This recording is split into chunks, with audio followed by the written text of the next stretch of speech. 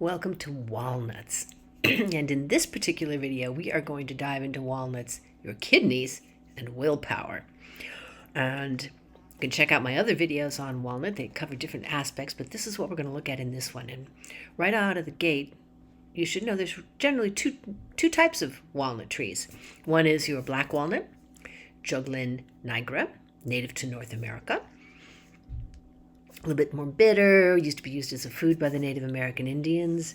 Can grow to be like 100 feet tall. It's a beautiful tree. And then you have your English walnuts, your Juglin regia.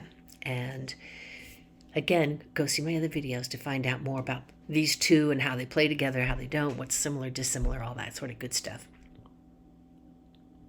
The English walnuts are native to the whole Hindu Kush Himalaya area of the world. Now, in traditional Chinese medicine, walnuts are very much identified with the kidneys, large intestine, heart, lung as well, but the kidneys, and that's what we're looking at here. So from a Western perspective, one of the key things about walnuts is that it contains iodine, interestingly enough, right? Iodine. Now that, as you may recall, is very, very important for your thyroid hormones. If your thyroid gets deficient, you get deficient in iodine, you're going to get goiter, scrofula, chronic fatigue, depression, even potential mental impairment. So this is an important, iodine has a lot of importance in the body's chemistry and well-being, and this is one of those sources among its other nutritional sources, which is quite high. Again, visit my website at whiterabbitinstituteofhealing.com to find out more depthfully about all those kinds of aspects. Now, in the East, one of the key actions is this idea of tonifying the kidneys. And in traditional Chinese medicine, kidneys are identified with the water element. They are considered to be the home, the source of yin, everything that's cooling, moistening, nourishing, and yang, everything that's warming, moving, transforming, your energy levels, all that kind of good stuff. So uplifting. So the kidneys are the source of these two energetics, and also your jing. Jing is your essence. And it's this idea of, again, you have two varieties. You have your postnatal, what happens after birth, how you feed, live, meditate, sleep, all those good things that build up this essence. And your prenatal, did I say that right? Postnatal is what's afterward. Prenatal is what's before.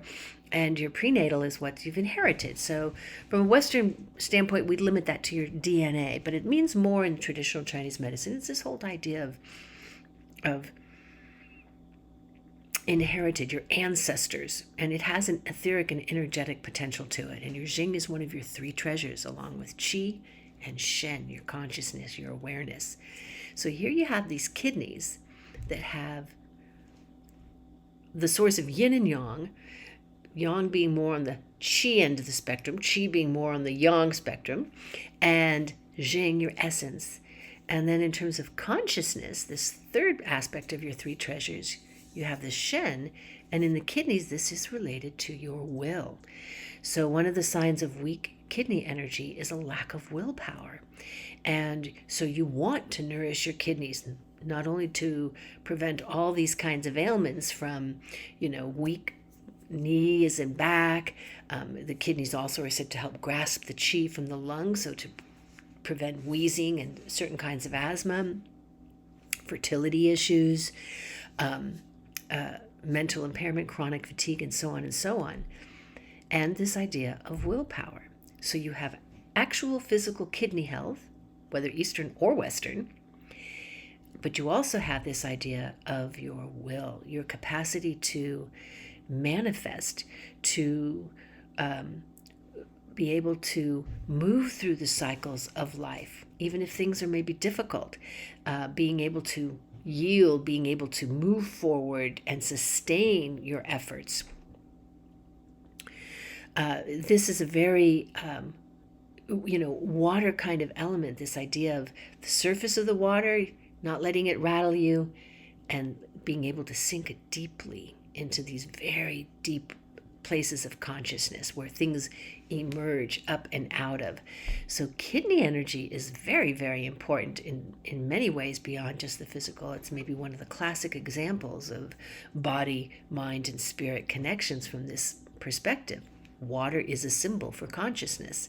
Its capacity to turn into a mist, to turn into flowing water, to rain down upon you. This is all kidney energy. And the walnuts are a big, big kidney boosting food. So if you haven't been enjoying some walnuts lately, I highly suggest you get a hold of some. They can be used in many ways: cooking, eaten raw, powdered to cook into breads. And all parts of the tree have significant healing and medicinal properties. So 'tis the season to consider walnuts, and any time of year, whether they're in harvest or not, they're usually available somewhere, and they're worth getting hold of if you and munching on them.